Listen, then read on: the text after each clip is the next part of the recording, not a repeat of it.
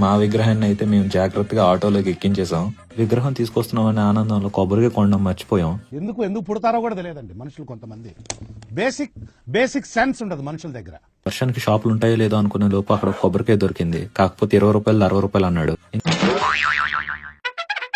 ఇంక విగ్రహం ఎక్కించేసిన తర్వాత ఎలా అయినా మధ్యన వర్షానికి దొరికిపోతాం అనేసి ఆటోని మొత్తం పవర్ ప్యాక్డ్ గా ప్యాక్ చేసేసాం. పరదాని టైట్ గా కట్టినా సరే లోపల నుండి వస్తున్న గాలి కోసం పరదా ఎగిరిపోతుందనే భయంతో మా వాళ్ళు లోపల నుండి గట్టిగా పట్టుకుంటున్నారు. మేము మాత్రం వాళ్ళు పట్టుకుంటుంటే వాళ్ళ తిప్పలు చూస్తూ వీడియో చేసుకుని చిల్ అవుతున్నాం. చేసే మూడు ఉత్సాహం సర్వనాశనం అయిపోతాయి. కొత్తూరులో పువ్వులు కొనాలంటే ఆటోని పక్కన పార్క్ చేసి పువ్వుల కోసం అడిగాం. వాళ్ళు చెప్పిన రేట్లకి నీరసం వచ్చే ఆకలి సమోసా జిలాబీ కొనుక్కున్నాం.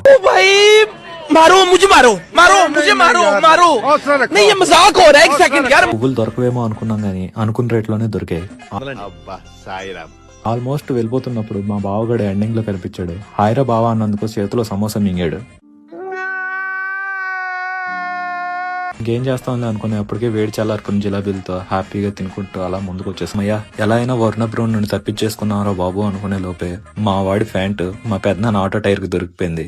మొత్తానికి మటాష్ అయిపోయింది. నీలాంటి దరిద్రపు కొట్టి విధం నేను ఎక్కడ చూడలేదురా.